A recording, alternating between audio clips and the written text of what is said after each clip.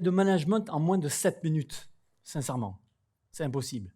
C'est presque comme arriver avec un gros nom béarnais en plein Pays Basque. C'est aussi difficile, sincèrement. J'aurais pu vous parler de mes 32 ans de carrière de manager dans des grands groupes, de cadres dirigeants.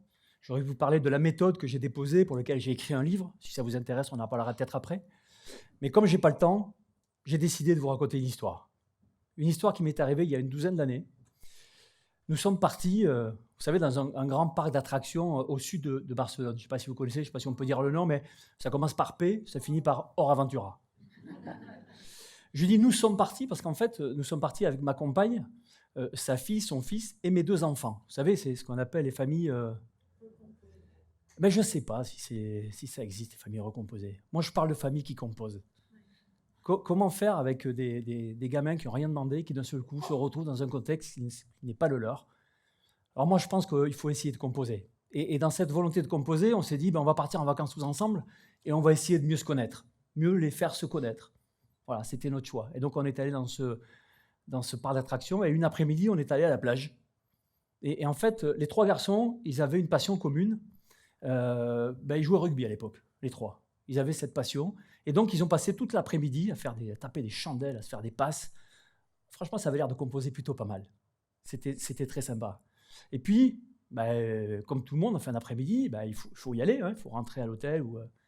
Et donc, j'ai commencé à dire aux garçons, les garçons, dans 5 minutes, on y va. Donc, eux, ils ont entendu, c'est bon, on joue. Et puis, au bout de 5 minutes, je leur ai dit, on y va là. Bon, quand c'est les votes ou que ce n'est pas les votes, c'est un positionnement compliqué. Et au bout de 10 minutes, je dis, bon les gars, vous me filez le ballon, on y va. Pourquoi vous me filez le ballon? Parce que, je ne sais pas si vous connaissez, en Espagne, il y a des grandes plages, des espèces de ramblas avec des grands trottoirs et des 4 voies. En Espagne, ça ne roule pas très vite sur l'autoroute, mais vous connaissez un petit peu ici, ça roule très vite en centre-ville. Et j'avais pisté ça déjà. En responsabilité, je me suis dit, avec les 4 enfants, ça va être difficile. Et donc, le fils de ma compagne, je dis, Antoine, envoie-moi le ballon, s'il te plaît. Et puis Antoine, j'ai attendu pendant des années, je ne suis pas ton père, tu n'es pas mon père, mais ce n'est jamais arrivé. En tout cas, il a voulu m'envoyer le ballon, un coup de pied, il l'a fait, dans ma direction. Et puis vous savez que le ballon de rugby, ici, mieux qu'ailleurs, ce n'est pas un ballon de foot. Et donc le ballon, il a fait un rebond perpendiculaire directement sur la route. Et là, Victor, le petit dernier, il est allé dans le même sens que le ballon. Accessoirement, c'était le sien. Et le ballon allait directement sur les voitures, qui roulaient relativement vite.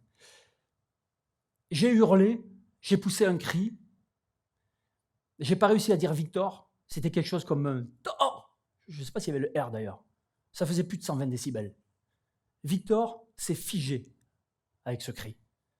Il s'est arrêté de net. Mais pas que lui, l'ensemble des gens qui étaient sur les ramblas. Tout le monde s'est figé net. Ce qui a glacé le sang de tout le monde, par contre, c'est l'explosion du ballon sous la Seat Leon blanche. Et quand le ballon a atterri juste à côté de Victor, j'étais juste à côté, il a ramassé son ballon et puis il s'est mis à pleurer. Est-ce que j'ai été trop dur dans mon action ou est-ce que c'était ajusté à la situation? Je crois que dans l'entreprise, c'est un petit peu pareil. Dans l'entreprise, on travaille, on essaie de composer avec des gens qui parfois n'ont pas la même culture, n'ont pas choisi d'être là. Je crois que le rôle du manager, c'est de faire composer tout le monde ensemble et de trouver le moyen de les faire mieux se connaître. C'est un rôle très important du manager pour composer. Manager, c'est aussi protéger les salariés. Alors une entreprise ne risque pas d'accident mortel, mais il y a quand même des entreprises qui font des sorties de route difficiles. Pendant 30 ans, on m'a confié des périmètres souvent en grande difficulté. Perte de chiffre d'affaires, risque de licenciement, fermeture de dépôt. Et à chaque fois, il a fallu remonter ces situations pour protéger les collaborateurs. Je pense que c'est vraiment un rôle très important de manager, comme dans une famille, qui compose ou pas. Eh bien, le manager doit protéger systématiquement ses collaborateurs de plusieurs choses. Les concurrents, vous savez bien, les concurrents veulent vos clients. Ils sont là pour ça. On doit les protéger. Mais on doit les protéger aussi du marché. Vous savez, le marché qui en demande toujours plus. Toujours faire plus, mieux. Et enfin, je pense qu'il faut protéger aussi parfois les collaborateurs d'eux-mêmes. Parce que les collaborateurs, ils ne sont pas toujours alignés sur l'intérêt collectif. Donc pendant 30 ans, mon credo de manager, ça a été celui-là. Faire travailler les gens ensemble Et j'ai créé une méthode pour les aider à performer individuellement et collectivement.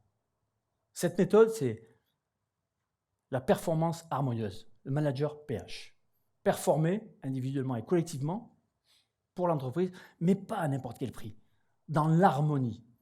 Je pense que l'harmonie, c'est ce qui sécurise l'ensemble d'un groupe dans une entreprise.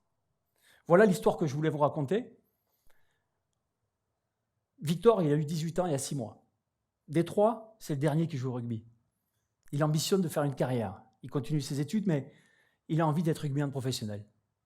Il a dit à son frère, moi pour mes 18 ans, j'aimerais bien avoir un ballon de rugby. En fait, il en a 2, ils sont un peu crevés. Et comme il s'entraîne parfois tout seul, il tape des pénalités. Alors, taper des pénalités, revenir à chaque fois, ok, il bosse son physique, mais c'est quand même pas super. Et donc, en fait, pour son anniversaire, j'ai décidé de lui offrir un grand carton avec 5 ballons de rugby dedans.